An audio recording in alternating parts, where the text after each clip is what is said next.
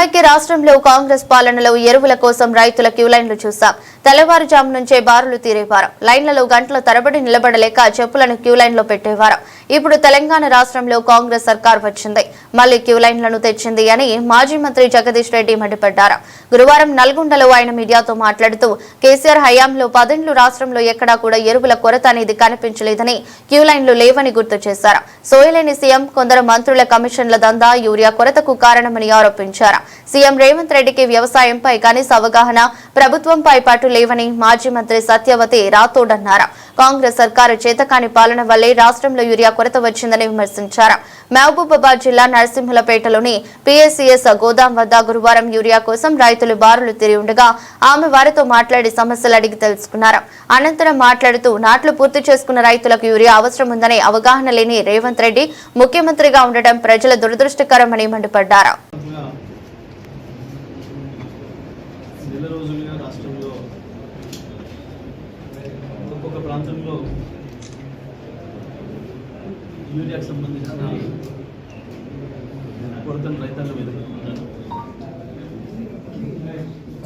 మనం చూస్తూ ఉన్నాం.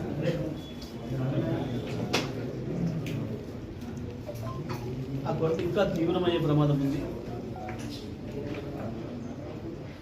నెల రోజులుగా రైతులు రాష్ట్రంలో ఒక్కొక్క ప్రాంతంలో నిద్రాహారాలు మాని లైన్లలో నిలబడి చెప్పులు పెట్టుకొని లైన్లో ఇంకా రకరకాల పద్ధతుల్లో వాళ్ళకి హింసలు పడుతున్నారు, అనుభవిస్తున్నారు. దేనికి చేసిన అంటే ప్రభుత్వం దృష్టి తీసుకురావడం కొరకు ఒకవైపేమో ఆతృత ఒక బస్తా అందరికి ముందు ఎట్లా ఇంత పెట్టుబడి పెట్టినాం, ఎకరానికి 20,000 పెట్టుబడి పెట్టినాం. ఆ ఒక్క బస్తా 2 బస్తాలతో ఆ రైతుకు వచ్చే పై ఆదాయం ఏదైనా 5,000, 10,000 మిగులుతుంది అని అంటే ఇవాళ ఒక్క బస్తా మీద ఆధారపడుతుంది రైతు పద్ధతి. అంటే పంట దిగుబడి పెరగడానికి ప్రధానమైంది కాబట్టి రైతు ఆతృత పడుతున్నాడు.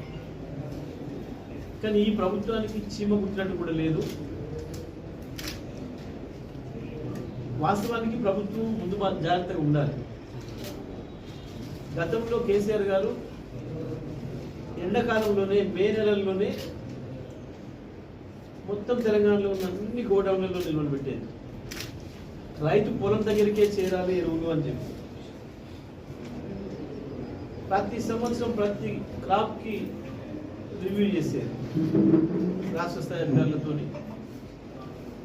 మాకు ఆదేశాలు ఇచ్చేది మేము ఎక్కడికక్కడ జిల్లాలలో వ్యవసాయ రంగం పైన ఏ ఒక్క సంవత్సరం కూడా మేము 4 సార్లు రివ్యూ చేయని సందర్భం లేదు. ప్రతి సంవత్సరం 4 సార్లు రివ్యూ చేసేవాళ్ళం వ్యవసాయ రంగం పైన.